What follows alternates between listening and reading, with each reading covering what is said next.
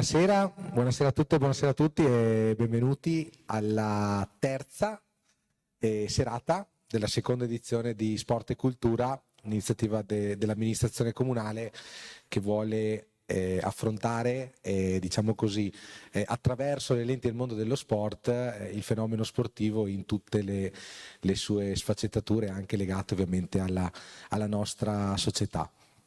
E poi passerò magari a dire due parole sui prossimi appuntamenti, però prima di tutto tributerei un caloroso applauso di benvenuto agli ospiti di questa sera che ci parleranno di nuoto e scuola, sport e scuola, come lavorare per fare sì che ci sia un equilibrio stabile fra questi due impegni, e quindi ringrazio Mattia Zuin. Un applauso a Mattia Zuin.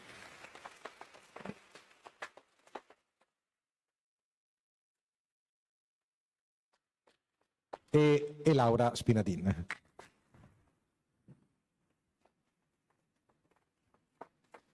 Che non avrebbero tanto bisogno di presentazioni, ma poi insomma li presenteremo. Per la serata di questa sera non abbiamo uno, ma abbiamo due sindaci presenti in sala, perché abbiamo la sindaca di Vittorio Veneto Mirella Bagliana e il sindaco di Cordignano, comune di residenza di Mattia, Roberto Campagna. Quindi do la parola per un saluto prima a Mirella Bagliana. Grazie. Grazie, buonasera a tutti. Io innanzitutto sono onorata di essere qui ad ascoltare sia Mattia che Laura Spinadin. Dico che il titolo è importante, nuoto e scuola, e mi viene in mente che la Noto di Nuoto è sempre riuscita a far coniugare i ragazzi, che ha tenuto a sé queste due entità, questi due ambienti in modo pregevole, e insomma ho ricordi degli atleti che vanno a scuola e che riescono nello stesso tempo a fare degli allenamenti molto intensivi, molto impegnativi, con ottimi risultati in ambedue gli ambienti. Io quello che mi sento di dire è che la nostra rassegna, quindi Sport e Cultura, l'abbiamo dedicata agli atleti di casa, agli atleti vittoriesi. Tendenzialmente ogni tanto si prende ad esempio i grandi atleti che ci sono a livello nazionale. Noi cerchiamo di portare in evidenza gli atleti che sono di casa nostra. Ne abbiamo tantissimi, uno su tutti appunto Mattia Zuin, e quindi questo è un po' il leitmotiv di questa nostra rassegna. Io non mi dilungo altro, voglio spendere ancora un ringraziamento per Mattia Zuin, per la sua carriera, per quello che ha fatto, che sta facendo, e a Laura Spinadin per tutto l'impegno da tanti anni che mette nell'accudire e nel far crescere i nostri ragazzi, e ringrazio anche tutto lo staff della Noto Nuoto e anche tutti gli atleti della Noto Nuoto. Grazie.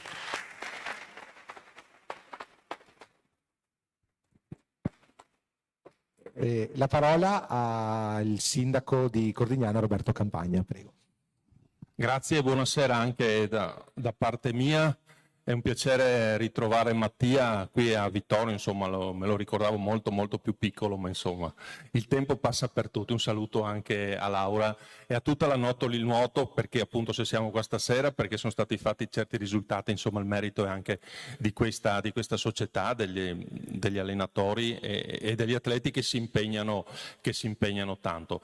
Sì, anche per me è un piacere essere qua, appunto dicevo, rivedo Mattia, i suoi risultati li seguivo. Mi aggiornava la mamma che è seduta tra il pubblico, che saluto, insomma mi teneva sempre aggiornato sui risultati di Mattia, che insomma ha conseguito una bella carriera, quindi bravo Mattia, complimenti.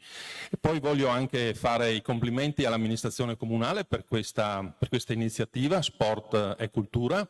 Sembrano due mondi paralleli che vadano per la loro strada, in realtà per me sono veramente due facce della stessa medaglia, perché veramente sport e cultura sono molto legati. Quindi lascio la parola a Mattia perché siamo qui per ascoltare lui. Grazie a tutti e buona serata.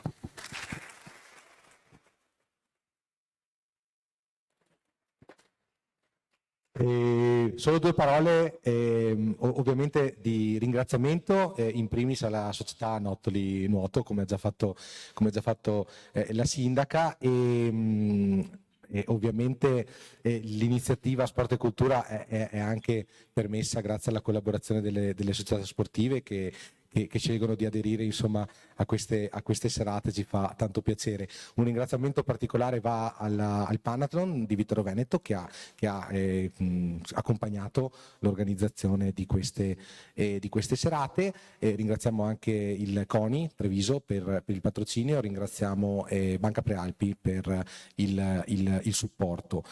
E 2 parole solamente sulle prossime serate, veramente molto rapidamente. Avremo Franco Bonera, già vice direttore della Gazzetta dello Sport e fondatore di Sport Week, il 19 di febbraio, che presenterà tra l'altro anche un volume dal titolo Ironman insieme a Luca Sinopoli, che è un triatleta paralimpico che ha ottenuto risultati grandiosi a seguito dell'incidente che lo ha colpito e che lo ha, come dire, spinto a costruire una vita anche attraverso lo sport con enorme successo.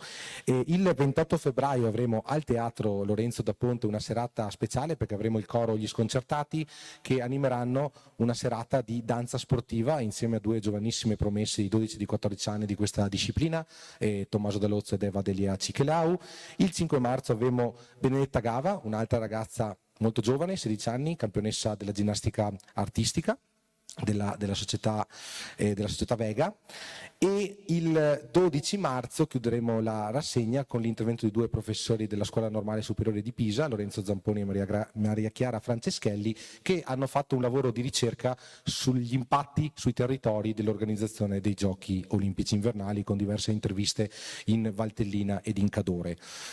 Domenica 8 febbraio, non compreso in questo cartellone, ma all'interno dell'ampio, diciamo così, cartellone dedicato di eventi culturali dedicato ai Giochi Olimpici, parte colazioni letterarie, che insomma è un ciclo di presentazioni di libri con annessa colazione. Si partirà appunto domenica 8 febbraio alle ore 10:30 presso la Galleria Civica Villa Croze con Andrea Franco, che ci presenterà il suo libro sulla storia degli sport di neve e di ghiaccio. E poi tengo ad annunciarlo, sabato 14 febbraio alle ore 17 presso Palazzo Todesco si inaugura la mostra Sport Emozione, una mostra che raccoglie fotografie dal Museo del CIO di Losanna, raccoglie cimeli di sport invernali che vengono dal Museo dello Scarpone della Fondazione Sport System di Montebelluna, e un'ampia raccolta di pagine storiche della Gazzetta, di riviste, album che vengono dalla collezione privata del professor Massimo Cettolin, che è qui da qualche parte, e che ha collaborato veramente in maniera grandiosa per la riuscita di questo progetto. Quindi siete tutti invitati anche sabato prossimo, sabato 14 febbraio alle ore 17. Detto tutto questo, veniamo agli ospiti. Parto con Laura Spinadin, che è stata già campionessa italiana, già nazionale, e da 33 anni allenatrice della Nottoli, e credo insomma colonna portante e fucina di campioni e in generale di appassionati che hanno arricchito, diciamo così, la vita sportiva di Vittorio Veneto in maniera decisiva, e per cui davvero grazie, per tutto il tuo percorso e per quello che stai continuando a portare avanti. E Mattia Zuin ha una biografia che qui mi viene riportata ben lunga, perché nasce a Padova nel 96, cresce nella Nottoli, nel 2015 entra nelle Fiamme Oro, come potete vedere, nel 2017 si trasferisce al Centro Federale di Ostia e si allena alla corte di Stefano Morini. Specializzato nei 2 e nei 4 stile, fa parte del movimento che ha portato la 4x2 libero uomini alla ribalta internazionale negli ultimi anni. Nel 2018 vince l'oro ai 18esimi Giochi del Mediterraneo a Tarragona, in Catalogna, e medaglia di bronzo a Glasgow nei campionati europei. Nel 2019 medaglia d'argento all'Universiade di Napoli, laureato in scienze politiche e laureando magistrale, in bocca al lupo, in relazioni internazionali. Quindi lo spazio è vostro, grazie ancora e buona serata a tutti e a tutte.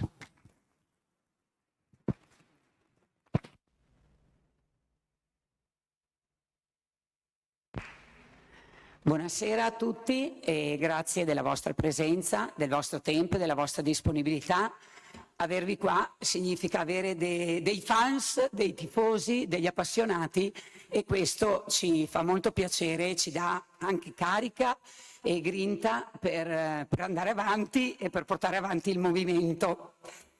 Ci ha descritto e ci ha portato via un po' di argomenti e non sapevamo di questa biografia che noi riprenderemo nella nostra intervista. In realtà sono qui per guidare Mattia nel racconto della sua carriera, fin dai primi anni di vita, si può dire, e quindi adesso incomincerò con lui a fare delle domande e a presentarvi la sua carriera. Ecco, benvenuto Mattia. Buonasera, grazie per essere qui e grazie anche al Comune per averci invitato in questa bella sala. Cominciamo. C'è questa difficoltà, questa sfida per noi del microfono che speriamo di saper gestire. Quindi Mattia, il tuo avvicinamento alla piscina, a quanti anni è avvenuto e perché? Allora, io ho cominciato ad andare in piscina a 6 anni perché avevo provato, diciamo, col calcio, ma non era andata come mi aspettavo. E un giorno mia madre è venuta a chiedermi, cioè era obbligatorio fare uno sport a casa, diciamo, e quindi è venuta a chiedermi se volessi provare ad andare in piscina. Ho detto proviamo, anche se in realtà non ero per niente convinto, forse è la prima volta che se lo sente dire, però adesso lo sa. E ho fatto più che altro, contenta lei più che altro, e basta, dopo da lì non sono più uscito, diciamo. Hai detto obbligatorio. In casa tua era obbligatorio dedicarsi a uno sport. Cosa volevi dire? Nel senso che comunque non si poteva passare un pomeriggio a non fare niente sul divano, a guardare la TV, insomma era bene fare del movimento da piccoli, poi non era detto che uno dovesse costruirci una vita. Infatti io e un fratello abbiamo fatto 2 vite completamente diverse, però entrambi da piccoli siamo andati in piscina o a fare dell'altro, insomma. E quindi la tua carriera in piscina, natatoria, incomincia dall'età prescolare, poi la tua carriera scolastica è iniziata alle elementari, che tu hai frequentato? Sì, le elementari le ho frequentate a Pinidello, vabbè, insomma, diciamo che non è poi complicato all'inizio fare entrambe le cose, anche se in realtà come sport il nuoto ti porta subito ad essere abbastanza impegnato, perché più o meno 3-4 volte a settimana devi andarci in piscina, ti devi allenare, quindi, però l'impegno già aumenta, diciamo, dalle medie in poi. E le medie le hai frequentate sempre a Cordignano? Sì.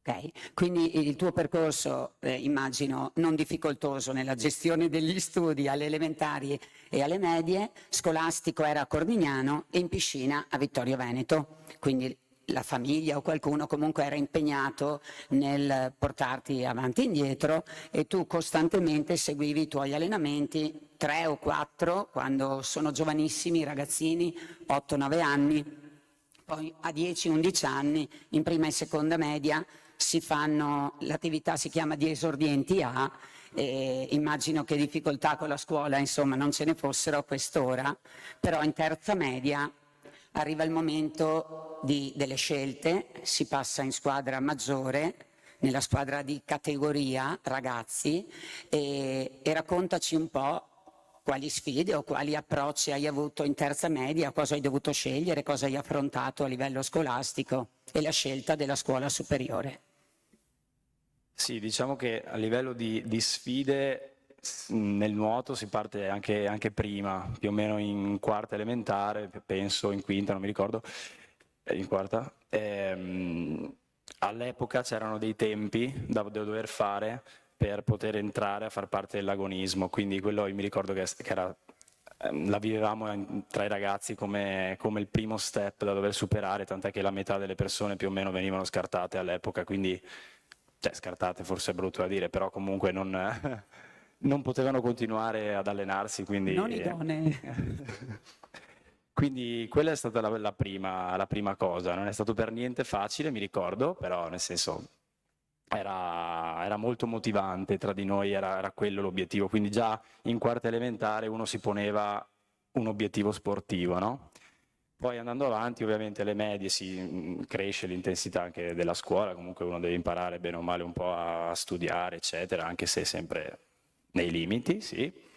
E poi in terza media invece un po' la situazione cambia perché si comincia ad allenarsi in squadra maggiore e quindi anche gli obiettivi natatori cambiano, nel senso che da lì si può cominciare a partecipare, se uno si qualifica, ai campionati italiani, che è l'obiettivo di tutti, il primo obiettivo che tutti i nuotatori hanno a quell'età, solo che sei ancora in terza media, quindi hai 13 anni, 14 anni. Quindi tu hai partecipato ai campionati italiani prima o hai scelto la scuola superiore?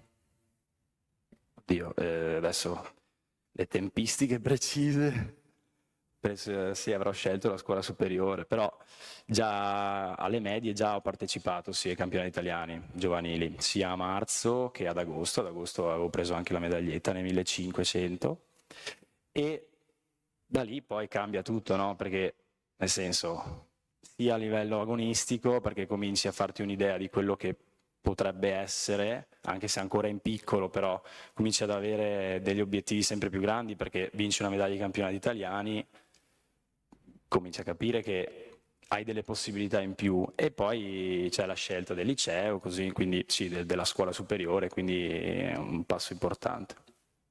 Ok, quindi ci hai svelato che la tua scelta è stata nei confronti del liceo e ti chiedo che liceo e ti chiedo quali sono stati i motivi che ti hanno portato a scegliere quella scuola.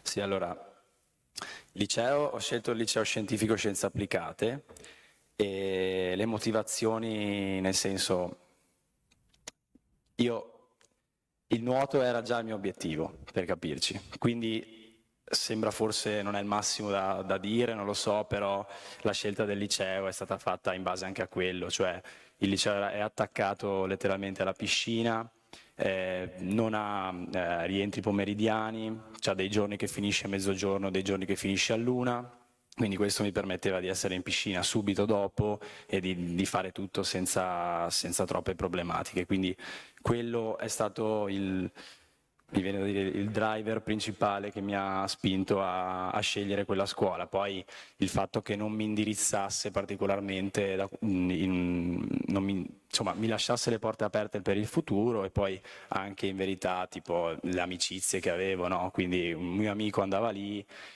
ero spinto anche da quello, diciamo.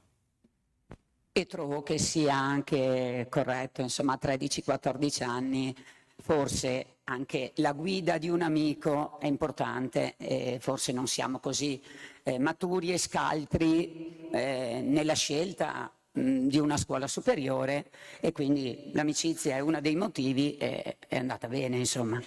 E allora iniziamo le scuole superiori. La tua giornata tipo qual era?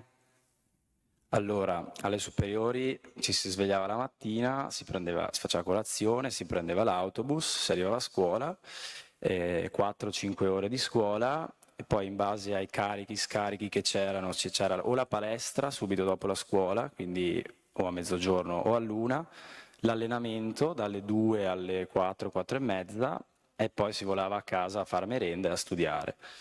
Io non sono mai stato particolarmente bravo, nel senso di non sono mai riuscito a spendere troppo tempo sui libri, anche perché arrivavo a casa dall'allenamento molto stanco, molto stanco, molto stanco.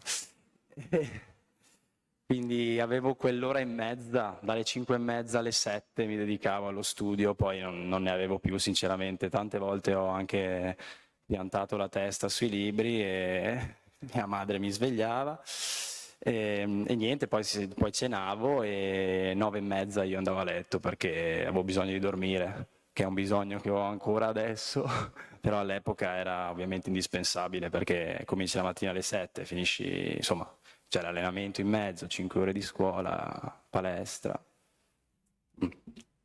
Io prendo spunto, la nostra intervista è anche molto autentica, così si capisce, no? Io ascolto quello che dice non ero particolarmente bravo. La nostra platea cosa penserà di questo studente che non era particolarmente bravo, che non è mai stato rimandato a settembre?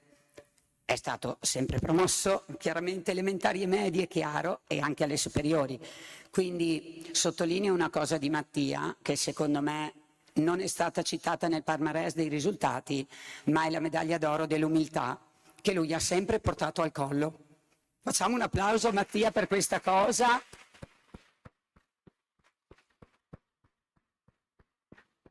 E torniamo a sentire cosa intende per non ero particolarmente bravo, perché a mio avviso un atleta che fa questo tipo di vita e a giugno chiude la scuola, chiudono i suoi impegni, non dà pensiero, non dà modo che i genitori si occupino di lui, o che secondo me invece è particolarmente bravo.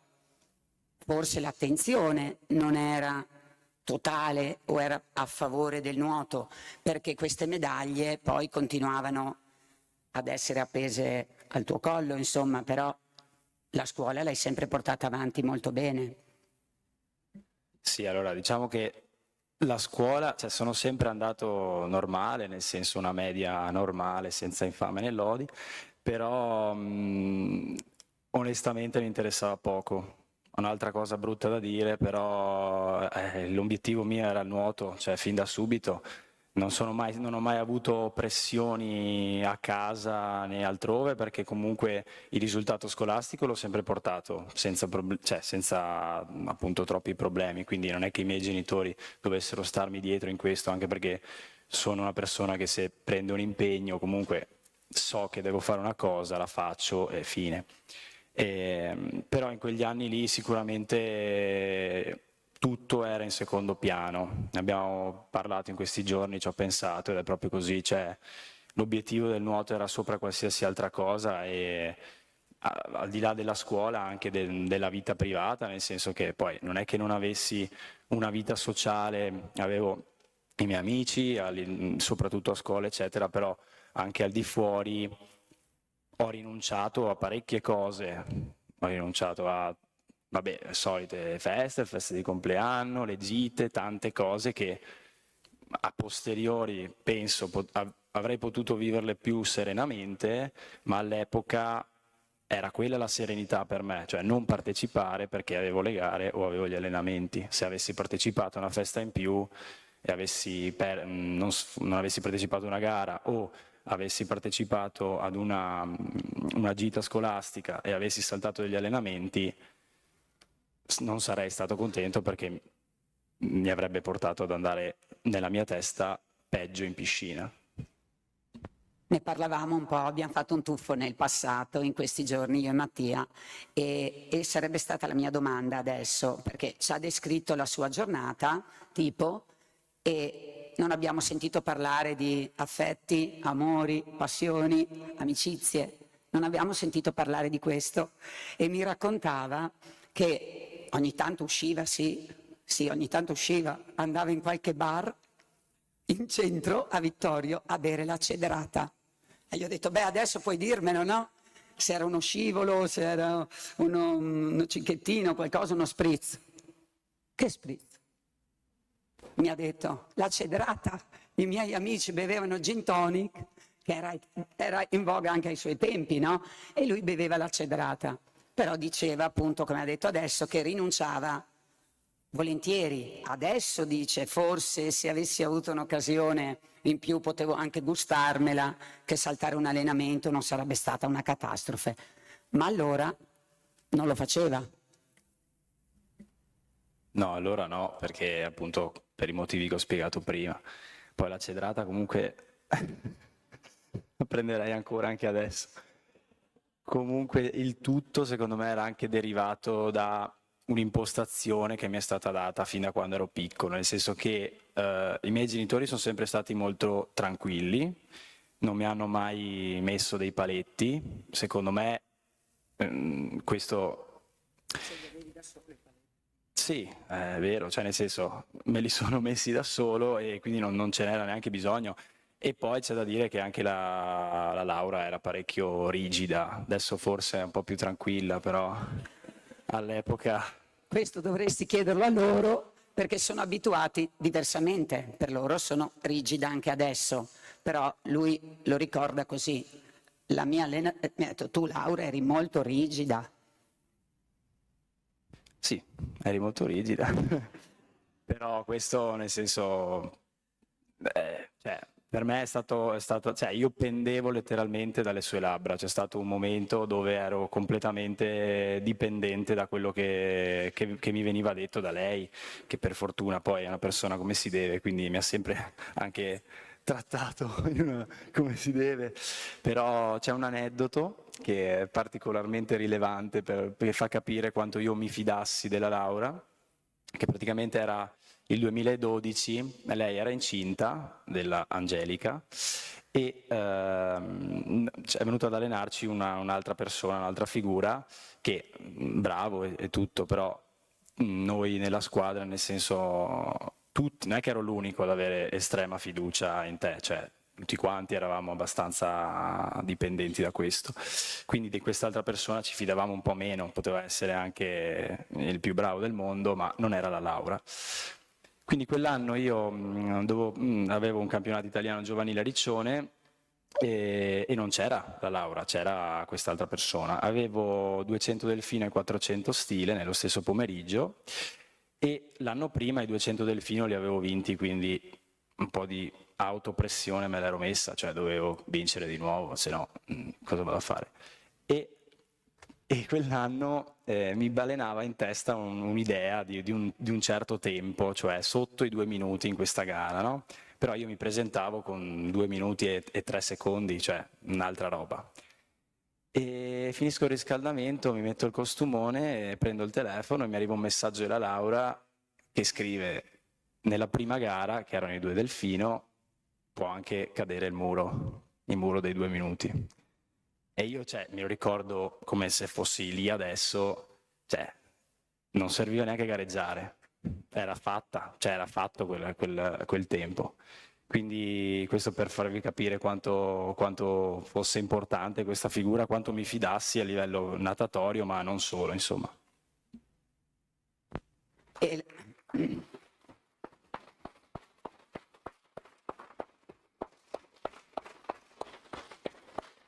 Ora ho preso un calmante prima di venire qui, però quando me l'ha raccontato, comunque questo aneddoto, io non lo ricordavo più. Alla lacrima facile la Laura. Mi sono emozionata quando me l'ha raccontato la prima volta, questa sera l'ho metabolizzato un po' meglio. E, come in tutte le cose, questa grande dipendenza, questa grande fiducia che gli atleti o lui, parla della sua esperienza, avevano nei miei confronti, poi nel corso del tempo questa dipendenza doveva essere interrotta, Mattia doveva incominciare a camminare con le sue gambe, a costruirsi un futuro dove la Laura non ne faceva parte, anche perché siamo arrivati ancora agli anni delle superiori, siamo ancora lì, infatti non so se ce la faremo nei tempi. Mattia da lì, insomma, negli anni delle superiori, insomma, quel 2 delfino l'ha fatto poi, non è che non doveva farlo, l'ha fatto e il muro è caduto e la medaglia d'oro è arrivata e insieme a questa medaglia ne sono arrivate altre e altre ancora e convocazioni in nazionale giovanile. La prima nazionale giovanile si chiama Coppa Komen, il primo bel appuntamento internazionale, poi i campionati europei juniores e poi tante altre belle cosine. Sicché la pioggia di medaglie si allunga, si cresce e gli anni delle superiori continuano e in quinta superiore Mattia ha un'occasione prima dell'esame di maturità. Sì, praticamente a marzo mi ero iscritto al concorso per entrare nel gruppo sportivo delle Fiamme Oro, perché era aperto un concorso per 200 e 400 stile, che erano le gare che facevo appunto in quel momento, e niente, da lì ci sono state poi le visite ad aprile e ho firmato l'ingresso il 5 di giugno del 2015. Quindi l'anno dove avevo la maturità in pratica, e anche lì è stato un po' particolare perché insomma, quel periodo di scuola tra gare, appunto questo concorso, visite, caserma varie, ti fanno perdere parecchi giorni di scuola in un periodo dove ci sono tutte le prove d'esame, queste cose qua, quindi mi sono trovato un po' in difficoltà da quel punto di vista, anche e soprattutto perché il 5 di giugno io ero in caserma a firmare e non mi arrivava l'autorizzazione per poter tornare a casa in quel periodo, solo che di lì a 2 settimane avevo gli esami e non sapevo come fare. Poi per fortuna l'autorizzazione è arrivata dopo qualche giorno, quindi sono potuto tornare, ho fatto i miei esami normali, anche quelli, e via, fine. Avevo finito sta cosa che all'epoca era più un peso che non altro, sinceramente, però comunque sono stati begli anni, mi sono divertito, insomma, anche al liceo. Ecco, quindi mentre tu mancavi e ti allontanavi dalla vita da studente e con gli esami di maturità ancora da fare, avevi una certificazione, una carta come adesso hanno i ragazzi, una certificazione dello studente atleta, c'era a quei tempi? No, non c'era niente, ben venga che ci sia adesso, sinceramente. Adesso c'è una cosa per l'università, che è sempre questa, una certificazione studente atleta, dove non occorre essere, cioè occorre essere bravi, però non devi essere, sì, tra i primi proprio, e che ti permette di avere cioè sostanzialmente non paghi la retta universitaria, quindi questa è tanta roba. Beh, bene, insomma, che questo processo, questa cosa vada avanti per i ragazzi, per dare una mano, per rendergli la vita anche da agonisti un pochettino più serena. Però a quei tempi appunto Mattia non poteva approfittare di questa agevolazione. E quindi Mattia, che l'ha detto che ha vinto il concorso, quindi è entrato nelle Fiamme Oro e ha fatto la maturità. Ha fatto la maturità, ha preso la maturità e da lì cosa è successo dopo? Da lì ho scelto di rimanere a casa ad allenarmi ancora con la laurea, perché di solito alla fine delle scuole superiori uno deve prendere una strada, no? O inizia l'università e si sposta, perché comunque qui è più complicato vivere ed allenarsi e studiare,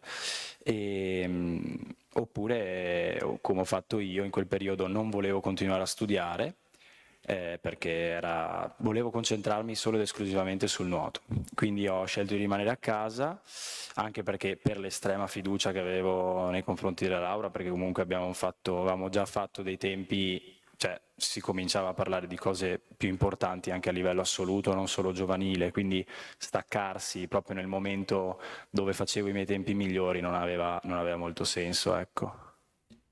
E finché si migliora e finché il cronometro si ferma sempre prima, non c'è motivo di allontanarsi, ma non si cambia la strada vecchia per quella nuova, perché le cose continuano ad andare bene. Mattia mi dà fiducia e rimane a Vittorio Veneto per un altro anno e mezzo, dove però poi... Dove succede un campionato italiano di dicembre, dove faccio un tempo che non ha senso rispetto a quelli che facevo prima, e lì diciamo che in quel periodo lì, tra che comunque io sono cresciuto eccetera, si è creato qualche attrito con la laurea, quindi abbiamo scelto che era il caso di allontanarci tutti e due, e sono andato a vivere a Ostia, quindi inizio 2017 mi sono trasferito ad Ostia. per spiegare ai nostri ascoltatori, a Ostia, perché a Ostia? Sì, a Ostia, allora a Ostia c'era un gruppo di allenamento che in quel momento in Italia era il più forte, nel senso che c'era l'allenatore più medagliato e adesso per citare dei nomi che magari conoscono tutti, c'era il gruppo era fondato su Gregorio Paltrinieri, Gabriele Detti e altri. Era un gruppo di 7-8 persone, e mi hanno preso ben volentieri, quindi anche spinto un po' dalle Fiamme Oro ho deciso di andare lì perché facevano le mie gare, cioè non è che preparavano più gare, però anche le mie erano incluse, quindi ho scelto di andare lì e allenarmi lì e fare sto investimento anche su di me, cosa che mi è stata resa possibile alla fine anche grazie alla polizia, perché ovviamente da prima di finire il liceo sono diventato autonomo, indipendente, e questo mi permetteva di prendere un po' le decisioni che volevo, ecco. Ecco, infatti uno degli argomenti da trattare era anche i gruppi sportivi, i gruppi militari in Italia sono un grande aiuto. Mattia in questo modo è riuscito a essere autonomo, mi diceva in questi giorni non doveva chiedere anche a livello economico aiuti magari ai genitori, era indipendente e poteva arrangiarsi, che era una gran bella cosa, insomma, circondato da persone che facevano lo stesso tipo di vita che faceva lui, e mi diceva in questi giorni che finalmente non c'era la pressione o il tipo di vita studente atleta, la scuola, studiare, addormentarsi sui libri, e non c'era più questo, quindi la scelta di non studiare, di dedicarsi totalmente, come ha detto, e comunque con questo gruppo si parlava solo di nuoto, si viveva di nuoto. Sì, diciamo che la vita a Ostia, io ci sono stato 4 anni ed era una vita abbastanza alienante, nel senso che io mi allenavo sempre, letteralmente, cioè dal lunedì al sabato 10 allenamenti in acqua e 3 palestre, tutti almeno 2 ore, 60-70 km a settimana in acqua. Vivevo con le persone sia che mi allenavano, sia che si allenavano con me, quindi quella era la vita, vivevamo tutti nello stesso complesso, mangiavamo insieme, pranzo, cena, colazione, piscina, palestra, fisioterapista, psicologo, cioè eravamo ben forniti di tutto, però eravamo sempre letteralmente tutti insieme, quindi questa era stata una situazione abbastanza estrema forse, che all'inizio mi ha giovato sinceramente e che ho visto tante persone avere giovamento di questo, ma ne ho viste anche tante altre sprofondare letteralmente, perché dedicarsi solo a quello, esclusivamente a quello, 24 ore su 24 con la testa solo su quello, tanta gente l'ho vista scappare a casa perché non ne poteva più. Io i miei 4 anni non ho avuto di questi problemi, onestamente sono stato bene. C'è stato un momento dove è arrivata dove un po' le cose sono cambiate e mi hanno fatto pensare altro, insomma. Sì, in questi 4 anni però è arrivata anche la tua maturazione, insomma ti facevi uometto, e sono arrivati i tuoi migliori risultati. Sì, cioè in quei 4 anni a me ha giovato sicuramente dal punto di vista sportivo allenarmi più che potessi. Ho raggiunto i miei risultati principali, quelli che citava prima. Quindi sì, questo sì. Però cioè, crescendo, vedendo certe cose, uno comincia a consapevolizzarsi anche di altro, che si può e si dovrebbe fare anche altro. Sì, e qui arriviamo al punto, lui diceva i risultati migliori e poi anche qualche delusione cronometrica che ti porta a riflettere. La delusione non è mai fine a se stessa, arriva e ti porta una ventata di aria fresca, e quindi Mattia ha avuto qualche insuccesso, qualche delusione, ha incominciato a pensare ad altro, e quest'altro è la vita universitaria. Perché hai pensato alla vita universitaria? Allora, diciamo che ci sono stati un po' di cose che insieme mi hanno fatto arrivare a pensare che forse era il caso di costruire qualcosa anche per il dopo. Intanto il Covid, che ha colpito tutti, ha colpito anche me, era un anno molto importante, hanno annullato delle gare molto importanti. Io l'anno dopo non ero lo stesso dell'anno prima, e questo mentalmente è un po' faticoso da affrontare, insomma, da superare. e quindi uno comincia a pensare anche al futuro e quindi questa consapevolezza un po' mi ha fatto scegliere di iscrivermi all'università, sia per il futuro che per il presente in quel momento, perché appunto per il futuro cioè, l'atleta pensa che la sua carriera non finisca mai, è consapevole che finirà, ma non si pone mai il problema. Cioè io vivendo in quei contesti lì, conoscendo persone, la pensavano, cioè nessuno pensava al dopo, si pensava alla stagione stessa, ai tempi che c'erano da fare per qualificarsi, fine. Però la vita di un atleta professionista, se è fortunato, diciamo che dura 10 anni in media, già sono tanti forse, quindi è indispensabile pensare al dopo, cioè la vita letteralmente, un'altra vita comincia dopo, cioè a 30 anni uno ne ha altri almeno 30 di lavoro da fare, no? Quindi investire in altro. Fortunati. Quindi investire in altro è indispensabile, ma anche per il presente, perché in quel momento lì, cioè nel momento in cui uno dà il 100% di se stesso, mentalmente, fisicamente, tutte le energie sono là, lascia stare rapporti, vacanze, feste, amicizie, cose per quella cosa lì, e quella cosa lì va male a un certo punto, cioè, è difficile poi tornare su mentalmente. Quindi avere un piano B, avere un qualcos'altro su cui mettere la testa, secondo me è fondamentale, lo so dire adesso, all'epoca no, però è la mia esperienza, quindi nel senso, questo è.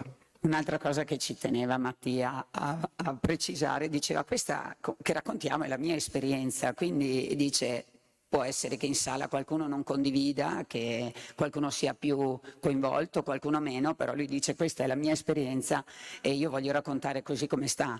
E lui ha fatto 5 anni a Ostia prima di iscriversi all'università, 5 anni in cui 4 ha vissuto di nuoto, di allenamenti intensi.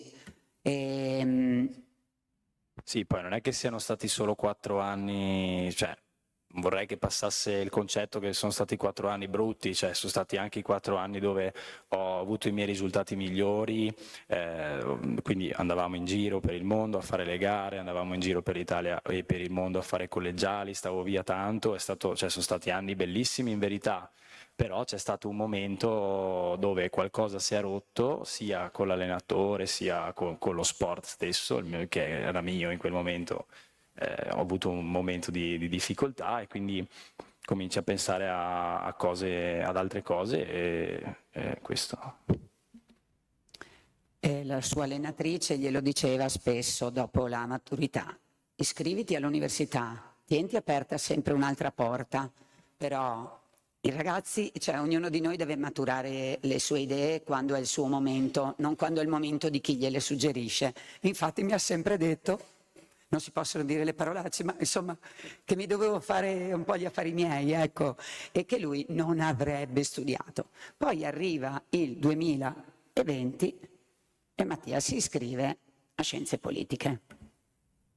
Sì, per i motivi che ho detto, poi nel senso non è che in quel momento avessi neanche le idee troppo chiare, anche perché dopo 5 anni così, insomma, dove ho pensato solo a quello, non è che avessi un'idea specifica di università, ho scelto qualcosa che mi potesse essere utile per il futuro in polizia. Poi in realtà mi sono appassionato dopo la triennale, quindi ho scelto di iscrivermi anche alla magistrale. E nel frattempo era il 2021 e mi ero trasferito anche a Firenze, perché appunto lì poi il rapporto anche con l'altro allenatore è cominciato a peggiorare, diciamo, si può dire, sì, anche perché quando va male una gara qualcosa si rompe a un certo punto, quindi è normale anche che succeda questo. E niente, adesso dopo 2 anni sto per laurearmi di nuovo. Si parla di spiccioli.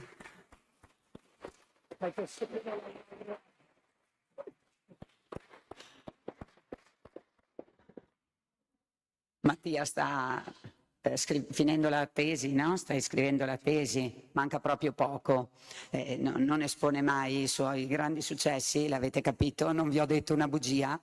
Gli abbiamo fatto qualche domanda in questi giorni di com'era affrontare gli esami, se sentiva quella famosa parola che si usa a sproposito al giorno d'oggi, a mio avviso, ansia, se sentiva l'ansia per l'esame e come la viveva rispetto anche ai suoi compagni di università. Allora, diciamo che ansia è un parolone, perché è un po' troppo forse, però penso di aver visto delle persone parecchio in ansia prima degli esami, questo sì. E fortunatamente non ho mai vissuto così un esame universitario, nel senso che ho sempre pensato che, a parte che non è che è un pensiero mio, cioè è un dato di fatto, un esame una persona lo può ridare, è chiaro che uno ci spende del tempo, delle energie e vuole passarlo subito, vuole passarlo bene, però non dovesse essere così, si rifà e si rifà dopo 3 settimane, un mese, quindi insomma, mentre io penso che questo sia il motivo per cui ho affrontato sempre le cose così, cioè gli esami così, è perché alla fine invece una gara importante non la rifai, non rifai la qualifica e non rifai la batteria, non rifai la finale, quindi è una cosa completamente diversa. Anche c'era un altro aneddoto che avevo raccontato quando parlavamo con la Laura, che su questo argomento qua, che il momento probabilmente dove ho avuto più, non ansia sempre, però più agitazione, non lo so, per una gara è stato quando ai mondiali di vasca corta in Cina, c'era la finale e io partivo, nella staffetta io partivo dopo, io ero tipo in terza frazione, in seconda frazione, nella corsia a fianco c'erano i cinesi e il frazionista che partiva prima di me era Sun Yang, che era questa persona che aveva vinto tutto letteralmente, che era, cioè, è ancora famosissimo in Cina, e lì c'era uno stadio gigante pieno di persone che urlavano per lui, perché era l'unica gara che faceva tra l'altro a quel campionato, e io mi ricordo di non aver mai sentito un casino del genere in vita mia. Anche da quel punto, lui abitava proprio là, dove si svolgeva la manifestazione, era proprio di quella zona. Sì, era casa sua, quindi c'era lo stadio letteralmente, era gigante ed era pieno di persone. Io mi ricordo questo, cioè io sentivo il disastro dall'acqua mentre nuotavo, mi ricordo questo, quindi quello è stato il momento probabilmente più sconvolgente, quindi trovarmi di fronte magari a fare un esame scritto così, cioè ok, però è un po' diverso secondo me, insomma, non ho mai avuto di questi problemi, ecco. Mi sento solo di dissentire su una cosa che ha detto Mattia. Ha detto, per fortuna io non avevo questi problemi di ansia davanti agli esaminatori. E chiedo una riflessione magari anche alla sala. Voi pensate che sia stata fortuna quella di Mattia? O anni di costruzione e di gestione di una vita fatta di manifestazioni, di allenamenti? Io mi emoziono di fronte a queste cose perché queste cose si capiscono dopo. Mentre voi fate gli atleti, queste cose non vengono a galla, però l'atleta agonista può sicuramente fare la differenza anche nell'ambiente scolastico, in quanto intanto ha una gestione ottimale della giornata. Lo sport agonistico migliora concentrazione, memoria, ok?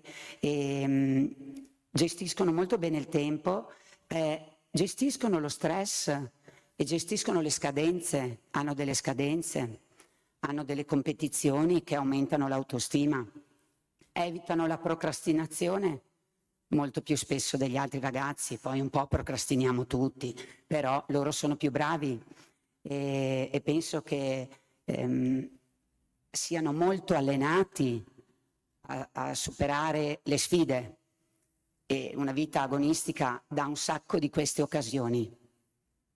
Credo che non sia fortuna.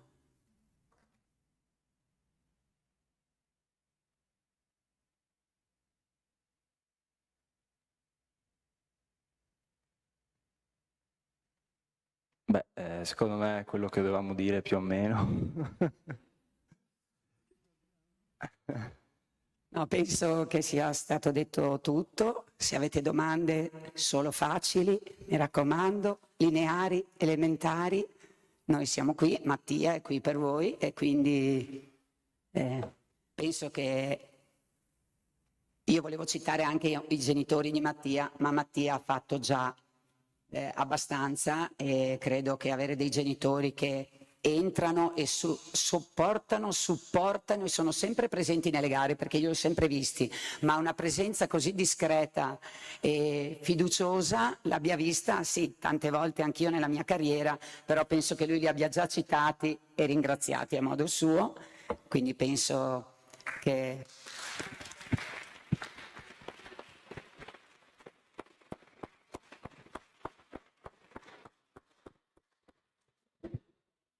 Grazie mille. Io chiedo se ci sono domande dal pubblico, invito anzi a farne, perché credo valga la pena.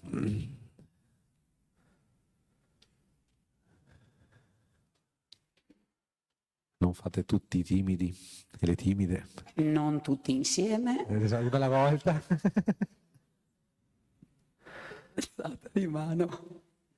Siamo stati talmente chiari e esaustivi che secondo me Beh, guarda, io rompo il ghiaccio, ma non tanto, non so se è una domanda, però intanto complimenti anche a tutti e due, ecco,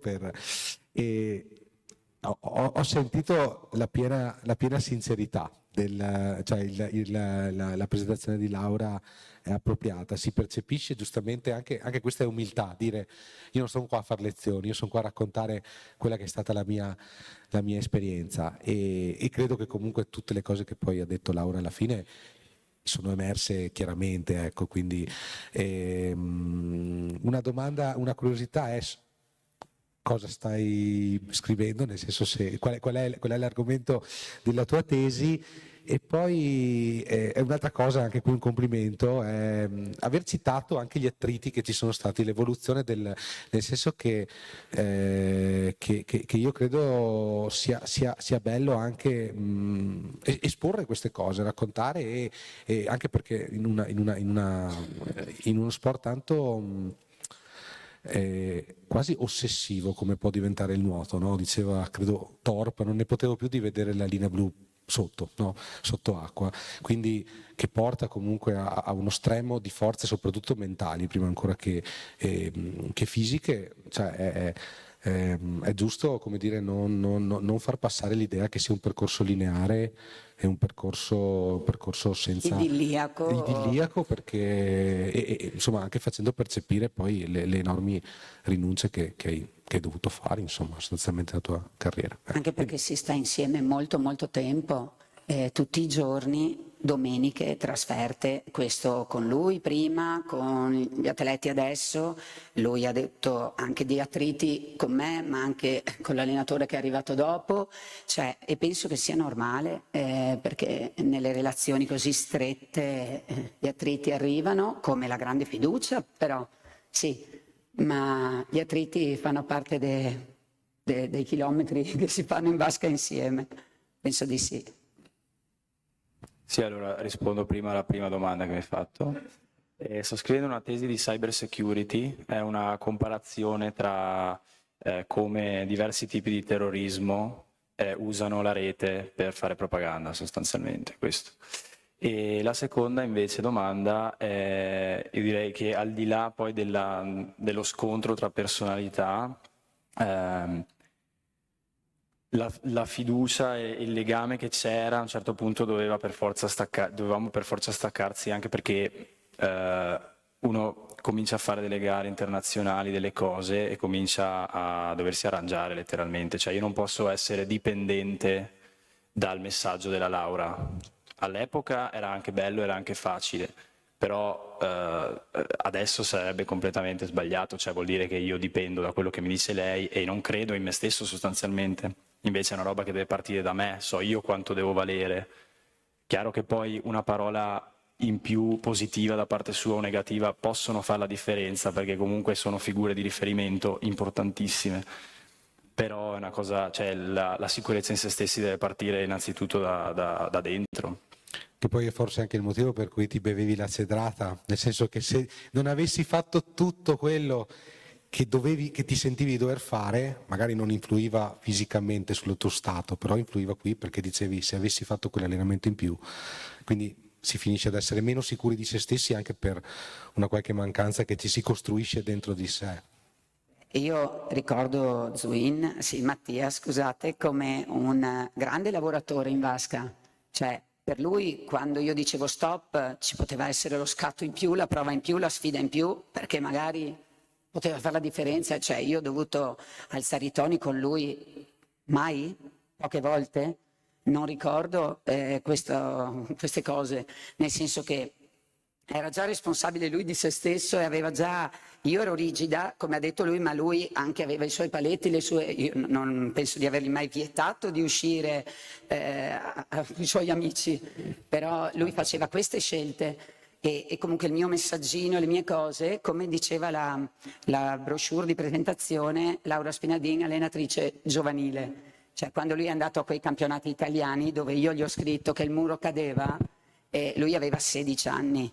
Chiaro che una cosa che non abbiamo detto, Mattia sta nuotando ancora. L'anno scorso ha avuto un anno, lì sì, un po' sfortunato, ha avuto un infortunio che lo ha fermato, ma lui non si è fermato, sta ancora nuotando, sta insegnando ai bambini della scuola nuoto di Vittorio Veneto, è uno degli istruttori, non dico più amati, ma insomma amatissimi dai bambini, e è ancora lì con le sue sfide, con i suoi allenamenti, che ogni tanto mi chiede mi dai un occhio, una vasca, 2 vasche, fa poco a livello quantitativo, ma alla soglia dei suoi 30 anni sta ancora con la testa immersa. Sì, un'altra cosa che ci tenevo a dire è che da come abbiamo parlato magari sembra che all'epoca dei fatti, durante il liceo eccetera, io fossi letteralmente così, lo ero, però a posteriori ecco, penso di poter dire che certe cose se uno ha piacere di farle è meglio che le faccia. Quindi una gita scolastica, piuttosto che saltarla, però perché bisogna saltarla? È meglio farla se si è felici di farla, piuttosto che darsi il blocco da soli di non doverla fare. Io ero contento così, avessi fatto la gita, sarei andato male ai campionati italiani. Qualcun altro il contrario magari, quindi cioè. Quante gite hai fatto alle superiori? Quelle che finivano entro l'orario scolastico. Mattia non è mai andato in gita, di sicuro non per scelta mia. Diciamo che anche tu comunque non è che eri proprio dirla tutta. Preferivo che le gite fossero vicine allo 0, sì, come un numero vicino allo 0. Poi se lo diceva lei era legge, quindi. Ci sono domande? Sì, ecco, perfetto. Avete visto che rispondono, quindi... Allora Mattia, volevo solo chiederti, ma in realtà hai già detto tu, se tu guardassi indietro adesso, con la consapevolezza che hai adesso, in base a quella che è stata la tua esperienza, e dovessi dare un suggerimento agli atleti di adesso, che sono in quella fase là, quella difficile delle superiori, dove tutti i giorni compiti, il giorno dopo verifiche, compiti in classe, ansia, oddio non ce la faccio, o chimica, o matematica, o fisica in 3 giorni, ma non posso perdere allenamento, poi c'è la gita. Adesso, dopo questa analisi matura che hai fatto del tuo percorso, cosa ti sentiresti di dire loro? Abbiamo chiesto domande facili, però va bene. Ma cosa mi sento di dire? Divertitevi, nel senso, la scuola alla fine, cioè, è più facile dirlo a posteriori che durante la scuola stessa, però oggettivamente è un periodo tanto divertente. Cioè, non vedo perché viverlo con ansia. Passate il tempo che vi serve sui libri, quello che volete, non ci vedo neanche la necessità di strafare onestamente alle superiori. E poi in base all'obiettivo che avete impegnatevi, però nel senso anche... Non guardare me, la domanda era per te, E poi io li alleno ancora quelli che fanno il liceo, quindi non posso. No, vabbè, nel senso, la Laura comunque adesso un po' mi sembra che si sia ammorbidita, quindi potete stare più sereni in piscina. Non parlavi fisicamente, vero? No, comunque a parte tutto direi che l'impegno sportivo è importante, durante il liceo si può cominciare ad avere una consapevolezza bisogna avere dei sogni, ok, però che siano a un certo punto anche realistici forse, nel senso che uno può sapere a cosa può puntare, dove può arrivare, a un certo punto, non dove può arrivare, però a cosa può puntare in quegli anni e quindi dosare anche le energie su una cosa e su un'altra anche in base a quello, secondo me. Agli atleti, sì, c'è una domanda lì. Arrivo. Così.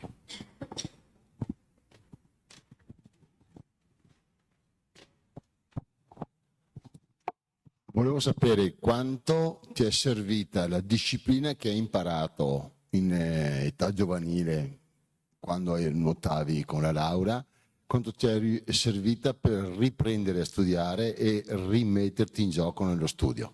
Perché dopo 5 anni riprendere i libri in mano e riuscire a laurearsi, il triennale adesso con la magistrale, bisogna avere della organizzazione mentale, della disciplina mentale per riuscire a riprendere in mano le cose, e penso che solo il percorso fatto nello sport agonistico giovanile ti abbia permesso di rifare questo. Se mi vuoi dare conferma, qual è la tua opinione?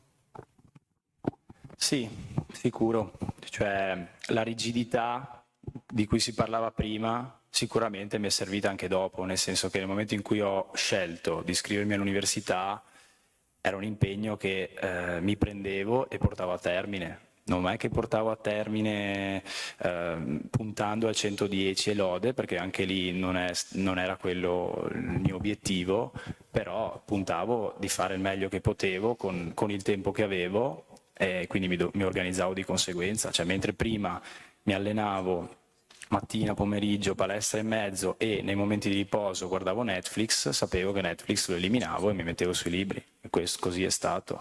Era una scelta mia, non era di nessun altro, non dovevo rendere conto a nessuno, perché anche l'investimento di energia mentale, economico era mio. Questa cosa qua aiuta sicuramente, però una volta che prendo una decisione e inizio una strada, cerco di portarla a termine, insomma.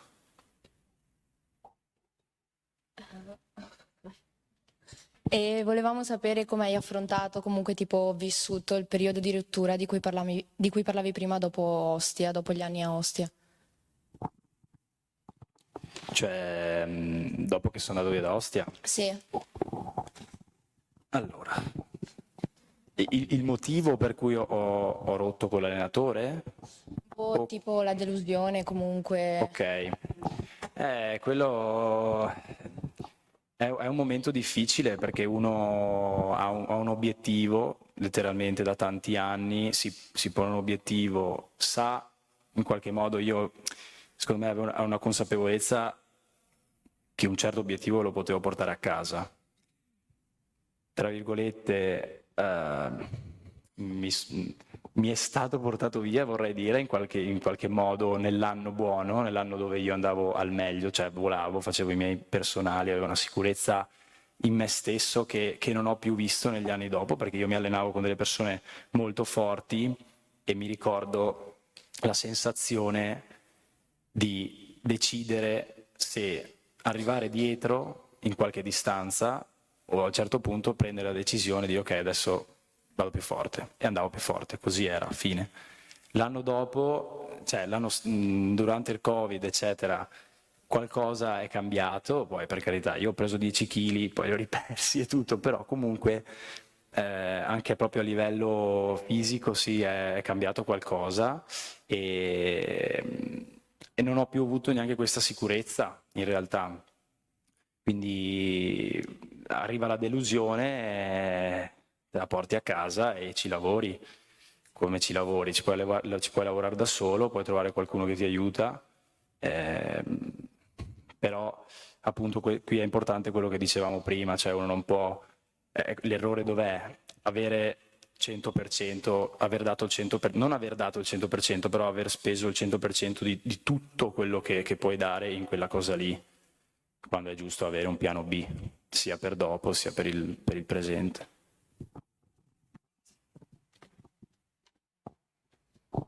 Grazie mille. Ci sono altre domande?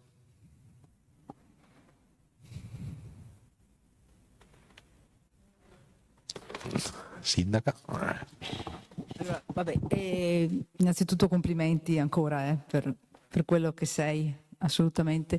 Volevo chiederti adesso, da atleta maturo, insomma, se dovessi vedere appunto nuoto e scuola, questo binomio, e cosa la scuola può fare per gli atleti, ma non atleti anche che hanno un certo livello, ma anche atleti che si impegnano quotidianamente. Forse qualcosa è migliorato, no, in questo rapporto, ma se dovessi spendere 2 parole su questo, qual è l'attenzione che gli insegnanti o il mondo della scuola debbono avere per gli atleti, per i ragazzi che praticano attività sportiva in generale? E poi volevo chiederti cosa pensi del nuoto italiano in generale, no? Che sta avendo anche buoni risultati. E sì, nel senso che insomma lo sport è in evoluzione a livello internazionale, mondiale, e però volevo anche un tuo pensiero rispetto a questo, insomma, ecco, grazie.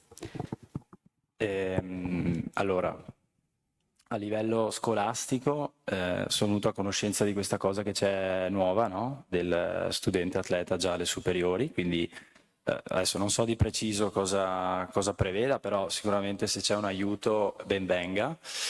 Quello che secondo me può far tanto la differenza è sia la classe, quindi sia i compagni che capiscono quello che fai e che quindi, nel senso, non è che ti devono stendere un telo rosso, però comunque possono venirti incontro tante volte, quello sì, quindi se c'è la gara la domenica, il lunedì c'è l'interrogazione volontaria, magari qualcun altro si offre al posto tuo.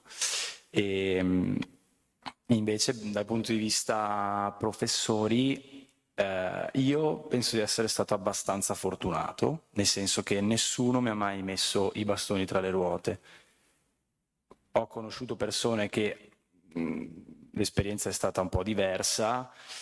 Devo anche ammettere che nessuno mi ha messo i bastoni tra le ruote, però nessuno non mi sono neanche mai sentito poi così compreso in realtà, perché anche durante il periodo che magari io stavo entrando in polizia avevano mollato, tra virgolette, su di me, perché tanto dicevano quello è l'interesse che ha, non interessa altro della scuola. Quindi da questo punto di vista un po'...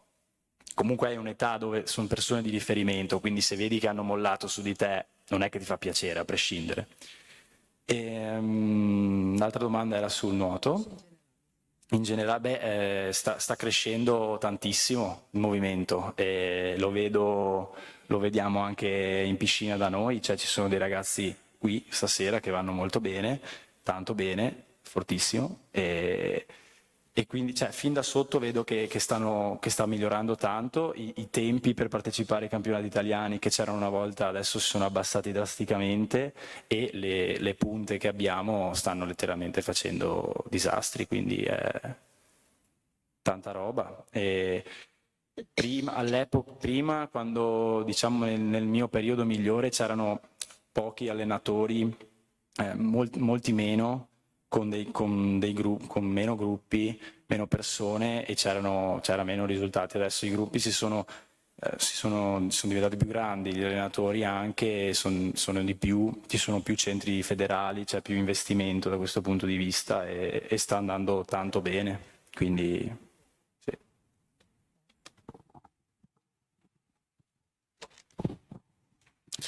Se non ci sono altre domande, chiederei insomma a voi insomma C'è una domanda, ecco, scusami. Scusa, ti sei mai sentito stufo di fare nuoto?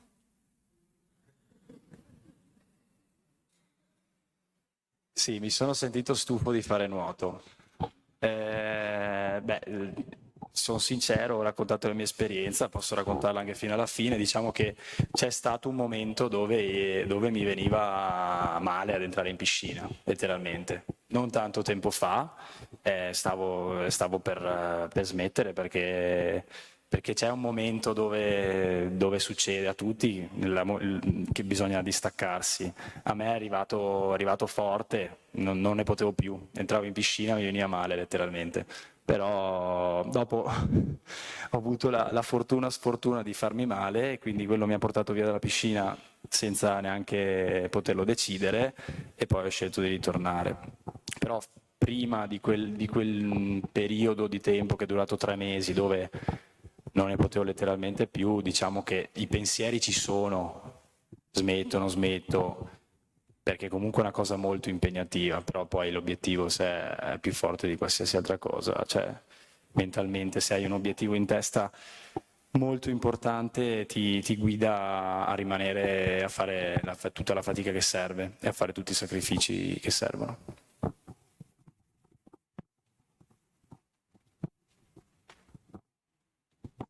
Grazie mille. No, vi chiederei a voi un pensiero finale, un po' per chiudere la serata. Troppo difficile.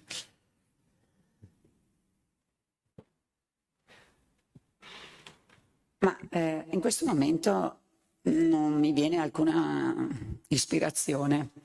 Vedo i miei ragazzi tutti i giorni abbastanza provati da questo tipo di attività, questo tipo di quotidianità.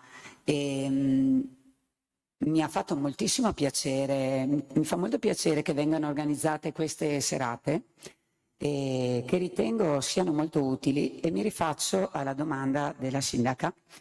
Cosa potrebbero fare gli insegnanti, la scuola? Intanto partecipare a queste serate sarebbe interessante. Abbiamo molti professori in sala? 3 professori di motoria, interessante.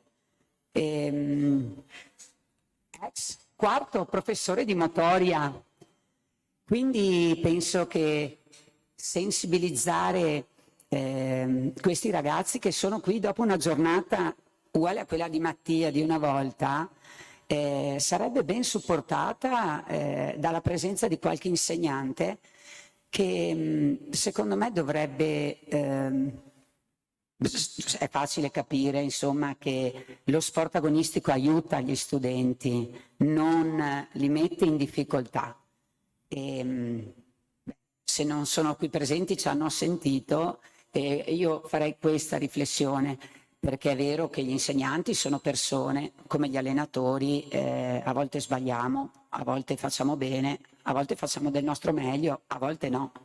Io mi sento dire tante volte ai colloqui, sua figlia, suo figlio, potrebbero dare di più. In realtà tutti noi, anche i professori.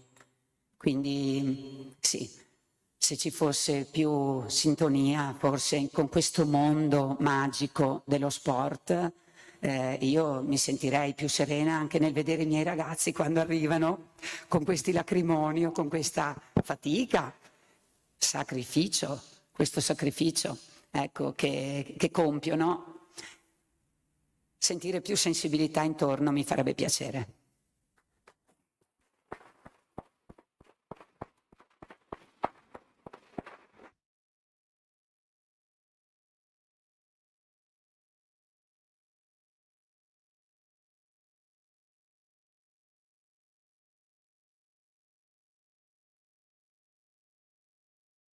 Beh, detto abbastanza, penso.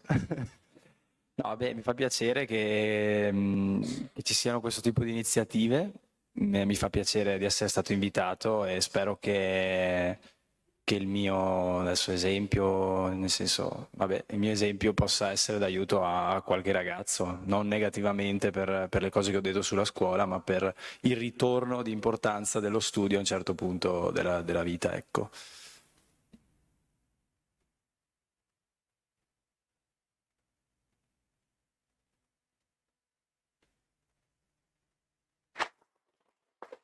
Allora io ringrazio davvero Laura Spinadin e Mattia Zuin, la società Nottoli, ringrazio la sindaca Mirella Bagliana e il sindaco Roberto Campagna, grazie a tutti voi, insomma penso sia stata una bella serata con tanti spunti, complimenti anche alla famiglia ovviamente di Mattia, e arrivederci ricordo colazioni letterarie 8 febbraio mattina alle ore 10:30 in Galleria Civica, sabato 14 febbraio alle ore 17 l'inaugurazione della mostra Sport Emozione a Palazzo Tedesco e poi tutto il calendario delle iniziative di sport e cultura. Grazie e buona serata.